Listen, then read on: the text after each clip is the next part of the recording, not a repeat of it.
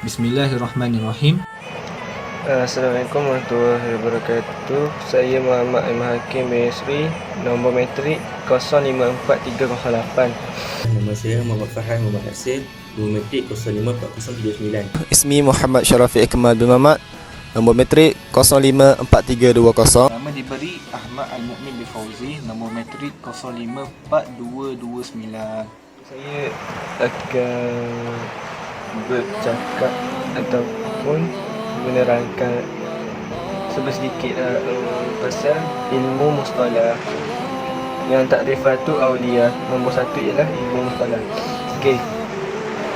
Ilmu mustalah ni ialah ilmu tentang prinsip-prinsip dan kaedah-kaedah mengetahui tentang keadaan sanad dengan matang sama ada diterima atau ditolak. Ya kita apa ni? Kita belajar kaedah-kaedah hadis tu lah. Kan dia nak kenal sesuatu hadis tu, asal hadis tu hadis ada banyak, hadis hasan, hadis dhaif, hadis sahih. Kan kita nak tahu hadis itu hadis sahih ke hadis hasan apa. Kita belajar dengan kita belajar ilmu mustalah hadis ni lah. Yang kita nak ayat ni. Itu yang kedua, tadi nombor satu tu ilmu mustalah. Atau nombor dua adalah maudhu'. Maudhu' ni adalah tajuk sanad dan matang dari segi penerimaan dan penolakan. Ni lah macam ke tajuk tu sahih ke hasan ke mujmal ke mursal. Kerana kita nak kenal tajuk dia, kita kena kenal sanad dan matang. Lebih kurang itulah. Okey, lepas tu nombor tiganya samaratahu tahsin kalau tak silap. Okey, ini membezakan di antara hadis yang sahih daripada hadis yang bermasalah. Macam hadis yang sakit lah, hadis yang betul. Kalau kita nak tahu hadis tu molek ke tak, kita kena tengok sanad dia sambung molek ke tak. Okey, lepas tu yang last sekali yang bagi untuk saya adalah al-hadis. Nombor 4 al-hadis. Okey, yang ni saya baca al-hadis dari segi bahasa ialah baru jamak kepada hadis-hadis dan bertentangan dengan kias. Dari segi istilah pula, perkara yang disandarkan kepada Rasulullah SAW dalam bentuk ucapan, perbuatan, pengakuan atau sifat. Okey, itu saja saya rasa. InsyaAllah hari ini saya akan membicarakan istilah-istilah yang ada dalam mustalah hadis. Baiklah, istilah yang saya akan membicarakan ialah al-khabar. Bagi bahasa bermaksud berita dan jamaknya ialah al-akhbar. Dan daripada segi istilahnya terdapat tiga pendapat. Yang pertama, al-khabar ini adalah sinonim kepada al-hadis daripada segi istilahnya, iaitu segala perkara yang disandarkan kepada Rasulullah sama ada segi ucapan, perbuatan, sifat ataupun takrir. Pendapat yang kedua, antonim ataupun berlawanan kepada dengan al-hadis, iaitu al-khabar ni apa yang datang daripada orang lain, manakala al-hadis itu datang daripada Rasulullah SAW sendiri. Pendapat yang ketiga ni, pendapat yang lebih umum, ialah al-hadis itu bermuncul dari Rasulullah SAW, manakala al-khabar itu bermuncul daripada Nabi sendiri dan bermuncul dari orang lain juga. Yang seterusnya ialah kita masuk pada al-athar. Al-athar dari sudut bahasa maksud baki suatu benda, dan daripada segi istilah pula bermaksud ada dua pendapat di sini, itu sinonim bagi al-hadis, dan yang kedua berlawanan bagi al-hadis, iaitu al-khabar ialah sesuatu yang disandarkan kepada sahabat atau tabi'in sama ada dari segi ucapan atau perbuatan. Dan seterusnya ialah al-isnad. Al-isnad ni mempunyai dua pengertian. Yang pertama, menyandarkan hadis kepada perawinya secara bersanad, iaitu secara bersambung sanadnya. Dan yang kedua, bermaksud rantaian perawi-perawi yang sampai ke matan, rantaian daripada seorang perawi kepada perawi yang lain sampai kepada isi matan tersebut. Dan itu saja daripada saya. Saya akan sambung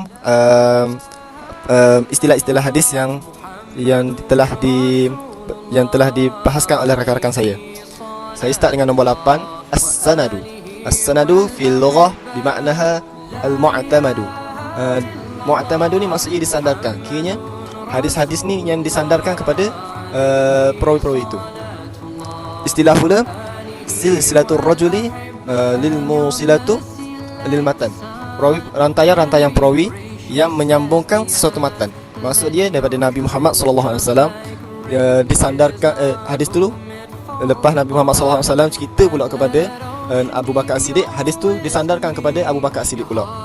Sampailah seterusnya. Nombor 9, al-matnu. Al-matnu pada fil lughah ma salbu wa irtafa'a min al-ardi. Bahasa Melayu dia maksud dia sesuatu tanah yang keras, dan tinggi. Lepas tu daripada istilahnya pula ma yantahi ilahi sanadu min al-kalam, yang menjadi akhir pada sanad tu, maksud dia perkataan baginda sallallahu alaihi wasallam sendiri. Contoh inna ma'amalu binniyat. Inna ma'amalu binniyat tu menjadi matan kepada seluruh hadis tu. Ini kita sambung dengan nombor 10, al-musnadu bil fathihin nun. Pada lughah ismu maf'ul min asnad syai'in ilaihi, bermakna izzahu wa nisbatu ilaihi. Maksud di sini al-musnadu ni dia dinisbahkan kepada Rasulullah sallallahu alaihi wasallam, ilaihi, kepada Rasulullah sallallahu alaihi wasallam. Pada istilah pula ada 3 maksud. Yang pertama, kulli kitabun fi marwiyatu kulli sahabati ila al-hiddah.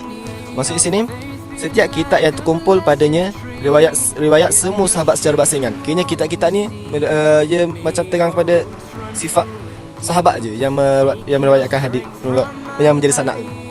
Lepas tu yang kedua, al-hadis marfu'un muttasilun sanada. Hadis marfu' yang bersambung sanadnya atau dengan sanad yang bersambung. Yang ketiga dan yang terakhir, an yuradu bihi as-sanadu fayakuna bihadzal ma'na masdaran mim. Maksud di sini semakna dengan sanad atau erti sanad dengan itu adalah musnad masdar mim. Yakni masdar yang dimulakan dengan huruf mim. Semudahnya, musnad adalah hadis yang isnadnya bersambung mulai dari permulaan hingga ke bahagian akhir, dan ia turut digunakan ke atas kitab yang menghimpun hadis-hadis setiap periwayat secara tersendiri seperti kitab Musnad Ahmad. Sekarang ni kita bergerak kepada nombor 11, iaitu al-musnid. Musnid tu benda. Apa itu musnid? Musnid ni ialah orang yang meriwayatkan hadis dengan bersanad. Sanad sama ada iaitu faham ke dok apa yang dia riwayatkan, ataupun ini sesaja dia riwayatkan. Itu yang dimaksudkan dengan al-musnid. Seterusnya kita gerak pada al-hafiz. Al-hafiz ni dia ada dua pendapat. Pendapat yang pertama, al-hafiz ni ia sama maksud saja dengan al-muhaddis, iaitu makna al-muhaddis ni dia orang yang meriwayatkan hadis. Maksudnya orang yang menghafaz hadis ni dia tahu dan dia ni kuasai hadis dirayah dan hadis riwayah. Itulah. Dan al-hafiz ni dia mengikuti kebanyakan ahli hadis. Lepas tu pendapat yang kedua, seorang yang lebih tinggi kedudukan daripada al-muhaddis, iaitu pengetahuannya terhadap riwayah dalam setiap tabaqat lebih banyak daripada yang tidak diketahui. Kayaknya kedudukan al-hafiz ni ia lebih tinggi daripada muhaddis. Sebab apa tinggi? Sebab al-hafiz ni nak jadi al-hafiz, iaitu orang tu dia kena hafaz sebanyak 100,000 hadis serta sanad dan matanya, serta dia kuasai hadis dirayah dan hadis riwayah. Jadi itu yang dimaksudkan dengan al-hafiz. Dan terakhirnya kita gerak pada al-hakim. Maksud seorang yang ilmunya yang meliputi kesemua hadis sehingga tak terlepas daripadanya kecuali beberapa hadis sahaja. Ini mengikuti sebahagian ulama. Dan al-hakim ni juga ialah orang yang menghafaz hadis sebanyak 500,000. 500,000 ni beserta sanad dan matan, dan menghafaz hadis tu hadis riwayah dan hadis dirayah. Antara contoh orang yang menghafaz ni iaitu contoh Imam Malik, Imam Bukhari, Imam Muslim dan lain-lain.